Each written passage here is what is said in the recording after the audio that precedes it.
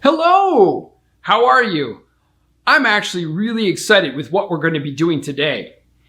Water is that oh so necessary life-giving element that needs to be provided to your planted terrarium setups in one way or another. In one of my earlier videos, I briefly described what we mean by monsoon ready. Today, I'm going to show you how to install our Monsoon Solo 2 and our Monsoon Multi 2 on our terrariums. I remember a long time ago when I finally made the leap to using a misting system on my setups at home. It really changed the way I care for my pet reptiles and amphibians. Without a misting system, depending on which species of reptiles and amphibians you have, of course, you would need to be present multiple times a day to hand mist them. I'm going to show you how our Monsoon misting systems eliminate this process and make caring for your pet reptiles and amphibians a breeze. Once these are installed on our advanced amphibian habitats, we'll finally get to introducing our tree frogs and dirt frogs. Let's take a look at the Monsoon's nozzle assembly. It will always come pre-assembled with a suction cup on the foot of the nozzle. Remove this.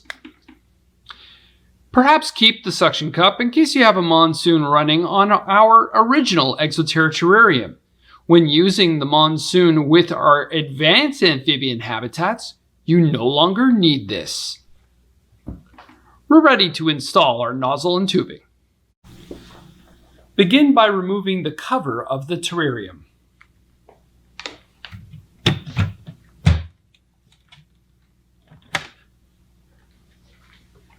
Okay, I like to begin by installing the nozzle first and working my way backwards, securing the tubing onto the hooks found on the inside of the top frame. Then creating a final loop that you will secure onto the last hook. I'm going to hold that in place and then feed the tube through the inlet port and then tuck it down into this final notch found on the outside of the frame. Notice how it looks all neat and tidy. Once installed, make sure there are no kinks in the tubing, which would impede water flow to the nozzles. While I have the cover removed, I like to install our thermometers and hygrometers as well. Today I'm going to be using our combo meter. Notice how I have snaked the wiring of the probe around the Monsoon tubing and installed it behind the nozzle. This is to prevent any water from getting on the sensor. Again, this is to try and maintain that minimalist aesthetic look that these habitats have. We highly recommend using reverse osmosis or distilled water in your Monsoon misting systems. Regular tap water can contain varying levels of minerals, which could eventually clog your nozzles. In the event that your nozzles have become clogged, it will appear like your Monsoon is malfunctioning. Simply soak the nozzles in vinegar for 24 hours and then even run vinegar through the system, followed by thoroughly running water through it before using it again. If your nozzles will not become unclogged, we recommend replacing them. Let's run our Monsoons and see how they missed our setups. The nozzles can be positioned how you prefer.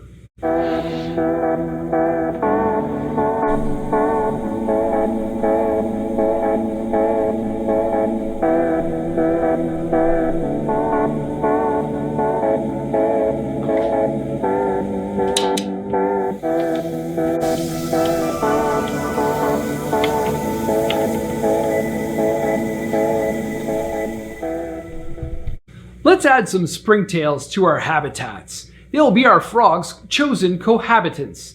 They will work away at breaking down the organic matter in our bioactive terrariums. As springtails float, you simply need to add water to their culture and then pour them into your terrarium.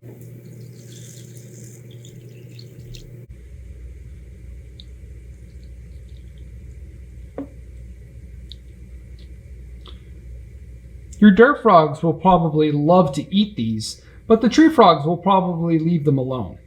Let's add a little more.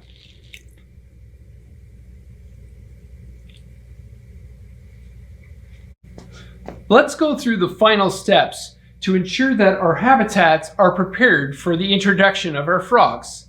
Before setting these up, I did install our small heat mat on the bottom of these terrariums to help raise the ambient temperature by a couple of degrees. This is what our frogs will love to thrive in. I have also chosen our Reptile Dome Nano paired with our Daylight Basking Spot Nano to place on top of the tree frog terrarium to provide them a little warm area to go to if need be.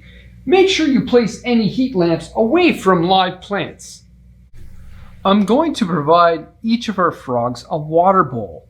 These are our new frog ponds.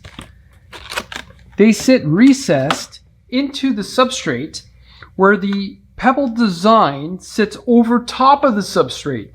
This is to prevent the frogs from tracking any debris into the water.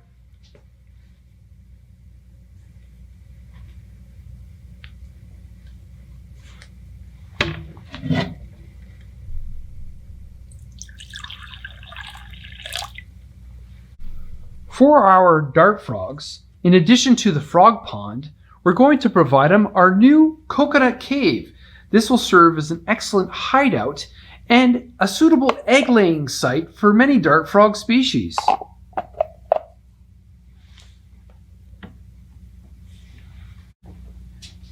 Just before I introduce you to the stars of our videos, I'm going to be adding a few little extra finishing touches to our habitats.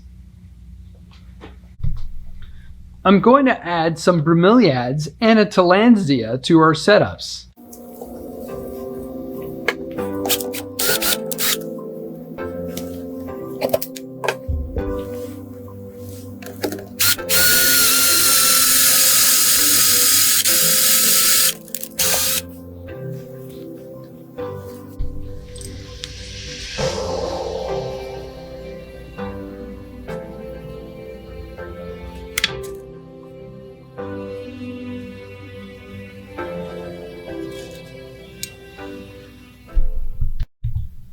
So, our frogs have arrived.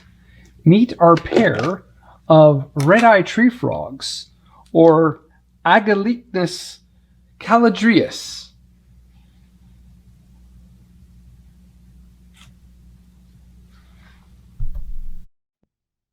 This iconic frog species are native to rainforests ranging from Mexico through Central America all the way to Colombia.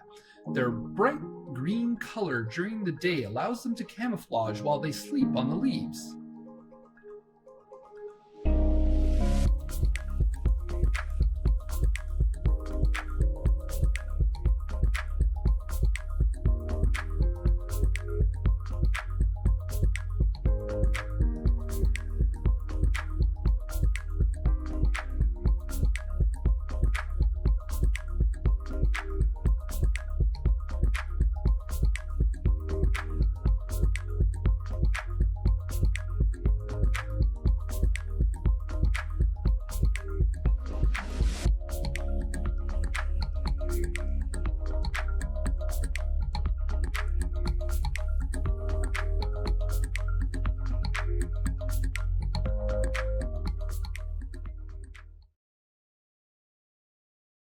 Our chosen dart frog species is the blue poison dart frog, or Dendrobates tinctorius azureus.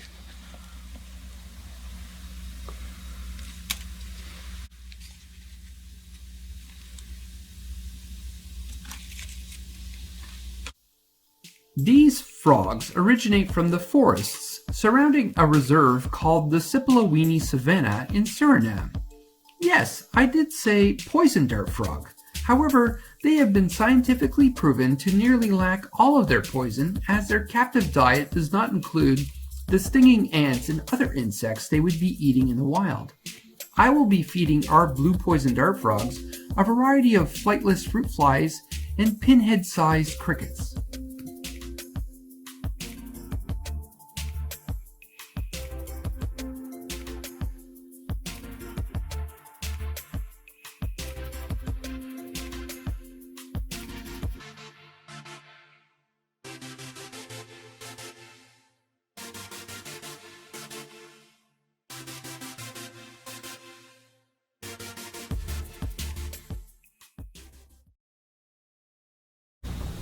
Well, I think I'm going to let our frogs make themselves at home now.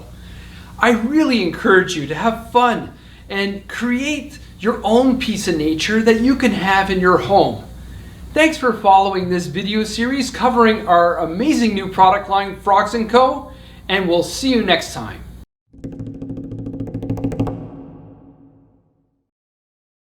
Find us on social media or visit exoterra.com. Exo Terra. Make your reptiles feel at home.